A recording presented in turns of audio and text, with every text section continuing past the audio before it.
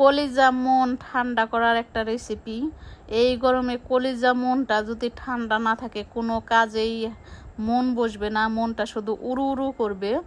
আসসালামু আলাইকুম, কাছে বা দূরে যে যেখানে আছো, আশা করি সবাই ভালো আছো।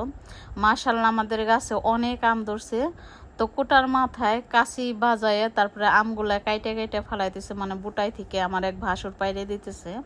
আর আমার পাকনা বুড়িটাও ওইখানে দাঁড়ায় রয়েছে আম পাড়ার জন্য, একটা কোটা নিয়ে আসছে। তো আমগুলা পাইরে দিল, তো আমি একটা ঝুড়ির ভিতরে আমগুলা খুঁটে খুঁটে ভরতেছি, ভরে নিছি। এই যে দেখো সবগুলো আম দিয়ে আজকে শরবত বানাবো।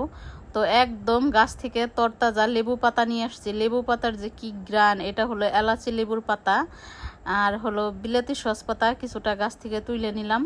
মানে আমার দুয়ের অনেকগুলো বিলেতি সস পাতা গাছ আছে, তো সেখান থেকে বিলেতি সস পাতা নিলাম।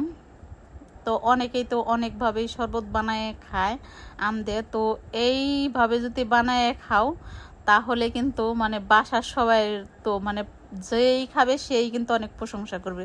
তো আমগুলো ছুলে আটি থেকে আমগুলো ছাড়াই নিতেছি, সবগুলা আম সুন্দর করে ভালো মতো ছুলে নিতেছি। তো আমগুলো আমার ছুলে পানিতে ভিজিয়ে রাখছিলাম, আমগুলা আমি সবগুলা ধুয়ে তুলে নিতেছি। এখানে লেবু পাতাগুলা বিলেতি সস পাতাগুলাও ধুয়ে সুন্দর করে তুলে নিছি। এখন এইগুলো আমি ব্লেন্ডার করতে নিয়ে যাইতেছি। তোমরা চাইলে কিন্তু শিলপাটাও বেটে নিতে পারো। তো ব্লেন্ডারের ভিতরে দিয়ে দিতেছি, কিন্তু আমি কিন্তু অতটা ভালো করে ব্লেন্ডার করতে পারি নাই। কারণ কি, মানে আমার ব্লেন্ডারটা যখন আমি পানিটা দেওয়ার পরেই দেখি আমার ব্লেন্ডারটা নিচে থেকে ভেঙে গেছে, এর জন্য। তো ফ্রিজে বোতলে ভরে পানি রাখছিলাম, পানিটা একদম বরফ হয়ে গেছে। তো ঠান্ডা পানি দিয়ে যদি শরবতটা না হয়, কলিজা মন তো ঠান্ডা হবে না। তো ঠান্ডা পানি দিয়ে এই শরবতটা বানানোর জন্য চেষ্টা করো। আর এইরকম লেবু পাতা দিয়ে বানালে তো কোনো কথাই নেই, এত সুন্দর একটা গ্রান যে বের হয়েছে। তো ব্লেন্ডারটা মানে ভালো করে করতে পারি নাই, মানে ব্লেন্ডারটা যেহেতু ফাটা, তো ঢাইলে নিলাম একটা মাটির পাতিলে। তো এখানে বিট লবণ দিয়ে দিতেছি আর নর্মাল লবণটা দিয়ে দিতেছি। এখানে ফ্রিজের পানি যে রাখা ছিল সেই পানিটা দিয়ে দিতেছি, একটু নেড়ে চেড়ে নিচ্ছি। আর এত মজা যে হয় এই শরবতটা, বাসায় যদি ট্রাই না করো কখনোই বুঝতে পারবো না যে কি সুন্দর যে একটা গ্রান বের হয়েছে। আমি যতই বলি মুখে কাজ হবে না, বাসায় ট্রাই করতে হবে।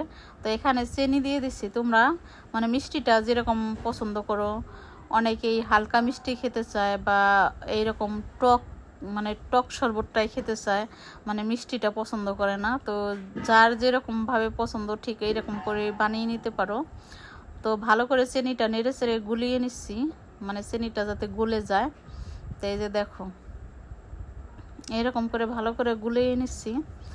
তো স্বামীর যে এত প্রশংসা শুনছি এই শরবতটা খাওয়ানোর পরে, মা গো মা, পুরাই আমি ফিদা হয়ে গেছি। মাশাল্লাহ, দেখতে যতটা সুন্দর হয়েছে মাশাল্লাহ, খেতেও দারুণ সুস্বাদু হয়েছে। তোমরা বাসায় অবশ্যই অবশ্যই ট্রাই করো।